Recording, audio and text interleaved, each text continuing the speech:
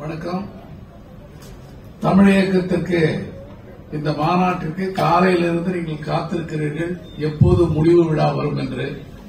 இங்கே பல தலைவர்கள் காத்திருக்கிறார்கள். நான் நீண்ட ஒரு உரை ஆற்ற விரும்பவில்லை. இருப்பினும் 2 கருத்துக்களை மட்டும் சொல்லி என்னுடைய உரையை முடித்துக் கொள்கிறேன். ஒன்று, அதாவது இன்றைக்கு உயர்நீதிமன்றத்தில் தமிழ் வழக்காடும் மொழியாக வரவில்லை. அதற்கு காரணம், இன்று வரையில் தமிழ் மொழியினை வழக்காடும் மொழிக்கான தகுதியுடைய மொழியாக மாற்றவில்லை என்று உச்சநீதிமன்றம் தடுத்து நிறுத்தியுள்ளது. அதற்கு காரணம் என்னவென்றால், இன்ஃப்ராஸ்ட்ரக்சர் இல்லை. இன்ஃப்ராஸ்ட்ரக்சர் என்றால் தமிழில் சட்ட நூல்கள் மொழிபெயர்க்கப்படவில்லை, தமிழில் சட்ட இதழ்கள் வரவில்லை, தமிழில் கணினி சாப்ட்வேர் கொண்டு வரப்படவில்லை, தமிழில் வழக்கறிஞர்களுக்கும் நீதிபதிகளுக்கும் பயிற்சி அளிக்கவில்லை என்று காரணம் சொல்லி தடுத்து வைத்திருக்கிறார்கள். இதனை விரைந்து தமிழ்நாடு அரசாங்கமும் உயர்நீதிமன்றமும் இதற்கான முன்னெடுப்புகளை கொண்டு வந்து விரைவில் உயர்நீதிமன்றத்தினுடைய வழக்கு மொழியாக தமிழை கொண்டு வர வேண்டும் என்று உங்கள் அனைவரின் சார்பிலே நான் கேட்டுக் கொள்கிறேன். இரண்டாவது, இன்றைக்கு தமிழ்நாட்டிலே தமிழ் படிக்காமல் பட்டம் பெற்றுவிட முடியும் என்று பலரும் பேசினார்கள்.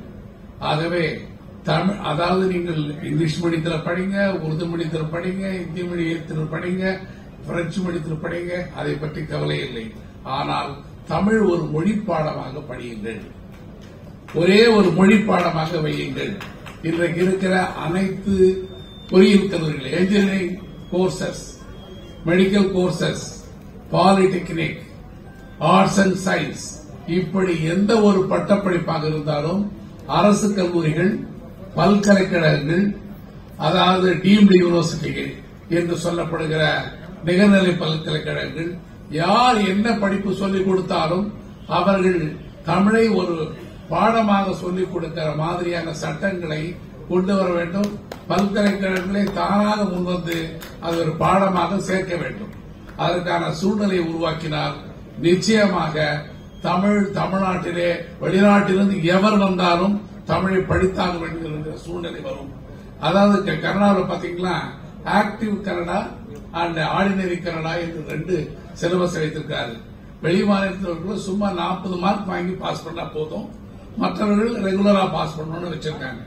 அந்த மாதிரியாவது தமிழ்நாட்டிலே வெளி மாநிலத்தில் வருகிற எவரும், எந்த ஒரு மாணவரும் 5 ஆண்டுகள் பொறியியல் படித்தாலும் அல்லது எம்பிபிஎஸ் படித்தாலும் அவர்கள் மொழியை கற்றுக்கொள்ள வேண்டும்.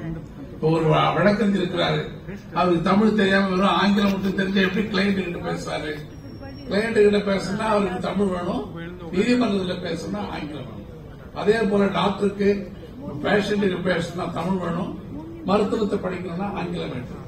ஆகவே 2 மொழிகளில் வல்லவர்களாக தமிழர்கள் மாற வேண்டும். குறிப்பாக வெளிமாநிலத்தினர் எவருக்கும் தமிழ் கண்டிப்பாக இருக்க வேண்டும் என்கிற சூழ்நிலையை அரசும் கல்வி நிறுவனங்களை உருவாக்க வேண்டும். இன்றைக்கு ஒரு முக்கியமான விஷயம் என்ன, தமிழ்நாட்டில் இருக்கிற எந்த சட்டக்கல்லூரியிலும் தமிழ் ஒரு பாடமா இல்ல. கிட்டத்தட்ட 80 சட்டக்கல்லூரிகள் இன்னைக்கு தமிழ்நாட்டில் இருக்கிறது. மொத்தம் 5 சட்டக்கல்லூரி இருந்தது, இன்னைக்கு 80 சட்டக்கல்லூரி. எந்த சட்டக்கல்லூரியும் Tamil not a language. Tamil படிக்காம அவன் இங்கிலீஷ்லயே படிச்சுட்டு அவன் அட்வொகேட்டா வரணும். வந்துட்டு பிறகு அவன் கிளைண்ட் எப்படி பேச போறான்னு தெரியல.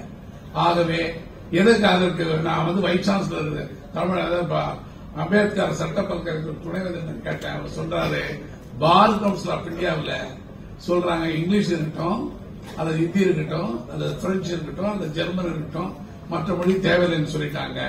ஆகவே மாணவர்கள் சுலபமாக பிரெஞ்சு எடுத்துக் கொள்கிறார்கள் ஒரு மொழியாக. ஆங்கிலம் அவர்களுக்கு இருக்கிறது. ஒரு சிலர் ஹிந்தி எடுத்துக் கொள்கிறார்கள் என்றார். தமிழே இல்லாமல் தமிழ்நாட்டில் அனைத்து வழக்கறிஞர்களும் பட்டத்தை படிக்க முடிக்கிறார்கள். 5 ஆண்டு படிக்கும் போது முதல் 3 ஆண்டுகளும் ஒரு டிகிரி. அந்த டிகிரி படிக்கிற போது அவங்களுக்கு ஒரு தமிழ் வேண்டாமா? இல்ல. அதாவது இன்னைக்கு இயக்க கூட்டங்கள் எது நடத்தினாலும் நீங்கள் இதை முன்னெடுத்து செல்ல வேண்டும். இதுதான் முக்கியம். மற்றபடி political thoughts, political parties will take over. நம்ம பண்ண வேண்டியது முக்கியமானது என்னன்னாக்க, இன்றைக்கு ஒரு என்ஜிஓவை அரசாங்கம் சார்பில்லாத நிறுவனங்கள் நடத்துகிற எந்த கூட்டத்திலும் அரசாங்கத்தை வற்புறுத்த வேண்டிய சில கருத்துக்களில் இது முக்கியமான கருத்து என்பதை சொல்லிக் கொள்கிறேன். நண்பர் திரு வேல்முருகன் நல்ல அருமையான ஒரு கருத்தை தான் சொன்னாரு. அவர் சட்டமன்றத்தில் இதெல்லாம் சொல்லணும். அவர் அவர் சொன்னாரு, ஒருத்தரும் நம்ம ஊருக்காரங்க இல்ல வடநாட்டுக்காரங்க தான் இருக்காங்க, அது எல்லாரும் முன்முணுத்துக் கொண்டிருப்பதை அவர் வெளியா சொல்லியிருக்காரு. அவருக்கு என்னுடைய வாழ்த்துக்கள்.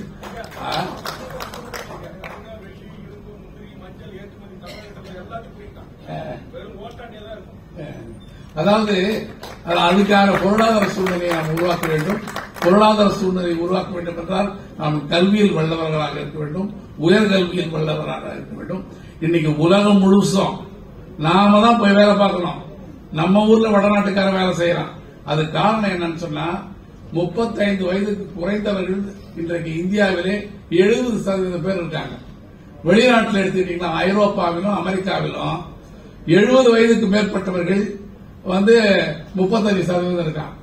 அந்த ஊர்ல போய் நீங்க எல்லா வேலையும் டிரைவர் வேலை, கண்ட்ராக்டர் வேலை, டாக்டர் வேலை, இன்ஜினியர் வேலை, அட்வொகேட் வேலை, எல்லா வேலையும் நம்ம தான் போய் பார்க்கணும். சோ அதனால நீங்க அடிஷனலா ஒரு லாங்குவேஜ் படிக்கணும். படிச்சாதான் நல்லது. அப்பதான் வெளிநாட்டுக்கு போக முடியும். பணம் வரலன்னு சொன்னாரு. நம்ம வேந்தர் சொன்னாரு, கிட்டத்தட்ட $112 பில்லியன் இந்தியாவுக்கு வருதுன்னு சொன்னாரு. 112 பில்லியன் இல்ல, 1000 பில்லியன் நமக்கு வரும். நீங்கள் வெளிநாட்டிலே போய் எல்லா ஊர்லயும் போய் வேலை பார்க்கணும்னா தமிழில் எப்படி வல்லவர்களாக ஆக வேண்டுமோ அதே போல மற்ற மொழியில், அது குறிப்பாக ஆங்கிலத்தில் வல்லவர்களாக இருக்க வேண்டும். தமிழ்நாட்டில் அனைத்து கல்வி நிறுவனங்களிலும் தமிழ் ஒரு பாடமாக வர வேண்டும் என்று சொல்லி வரலட்சுமிக்கு வாழ்த்துக்களை தெரிவித்து முடிக்கிறேன். நன்றி, வணக்கம்.